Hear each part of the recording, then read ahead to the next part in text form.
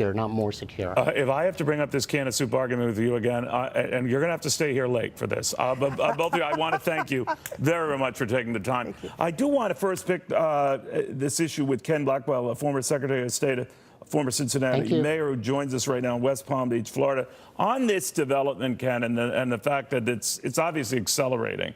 Are you worried just that it could lead to a pretty, international nastiness? Well, look, I think what we have to do is to tell the president, Mr. President, the folks that you are concerned about, the families that shop at Walmart, the families that are of very moderate income, when you start talking about this move leading to $160 a year more on that family, and you sort of dismiss it, you sort of fall into the trap that Nancy Pelosi fell into with her crumbs statement. That has a real impact, and I think he has been a voice to those folks.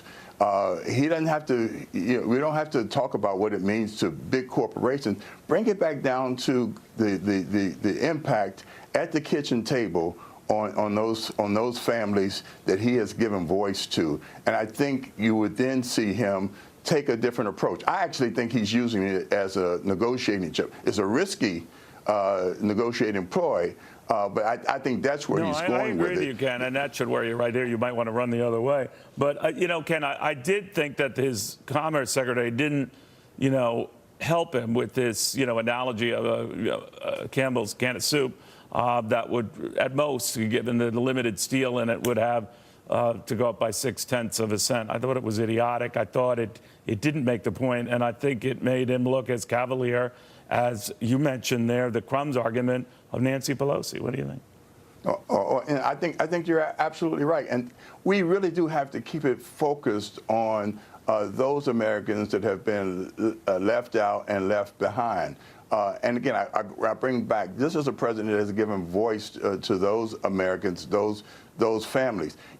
It's the same reason why we have to talk about rationalizing our fuel economy standards and helping people understand the tie between, economic growth and the benefits that we're realizing from the tax cuts, and then watch those things sort of flitter away with the volatility of gas prices and the influence of external economic powers, OPEC to be example. So we have to bring all of these highfalutin discussions back down to common Americans and the benefit that it has, or the destructive effect that it has on their quality of life. It's very well put, Ken. I'm also interested, sometimes it's not just your message, but how you deliver the message. Of course, we've all gotten used to this. The president has a very different style.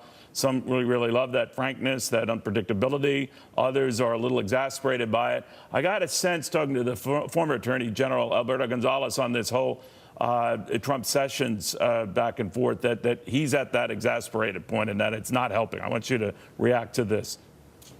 I think if President Bush had made that kind of public comment, that would indicate to me that he no longer had pleasure in my service, and people like the Attorney General, like all cabinet officials, serve at the pleasure of the president. Would you offer your resignation if that happened? In other words, it's happening publicly enough. Yes, of course. Of course I would, because to me, I have the kind of relationship with President Bush that I could ask him, hey, do you want me to resign? I'll submit my resignation, because that kind of statement would lead me to believe that he has extreme displeasure.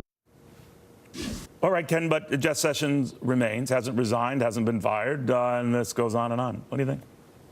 Well, again, this president has a style like no other president that I've ever experienced or actually ever read about. Now, I know Newt Gingrich talks about Andrew Jackson, but that's... Well, I covered Andrew Jackson. I covered Andrew Jackson, and that didn't... I don't remember that. But. Yeah, so at the end of the day, here is a president that uses controversy to accelerate his agenda, but he also uses debate and dissension and and this sort of conflict to finalize a statement of policy position. So I think Jeff is a solid supporter of the president. He understands the situation that he's in. The question will always be, can we move the ball down the field? Or does this sort of conflict and internecine warfare stall us in advancing the agenda that serves the American people? And right now, the president, I think, is satisfied with Jeff, or he would find a way to have him exit. I get, and I always hear from people, and I say this, oh, Neil, you're a never Trumper, ignoring all the good reporting we've done and all this. I'm just a never act like a horrible human being person. And I think with that kind of stuff and tweeting nasty things forget about a fellow human being, someone in your own party, someone in your own cabinet, is just bad to do, Yeah, I'm really glad that Jeff has staying power. And Neil, and let me say that you have to be ready for head fakes. It's just like Charlie, who told me I was coming on your show not to wear a tie. I would join his club of not wearing a tie on your show, and then I see him on your show today, and he wears a tie. Oh, I'm telling you, he's as phony as a $3 bill. But I'm telling you, you're right to notice that. He does this all the time. Ken Blackwell, thank you very, very much, my friend. Be safe. Good to be with you, sir. All right.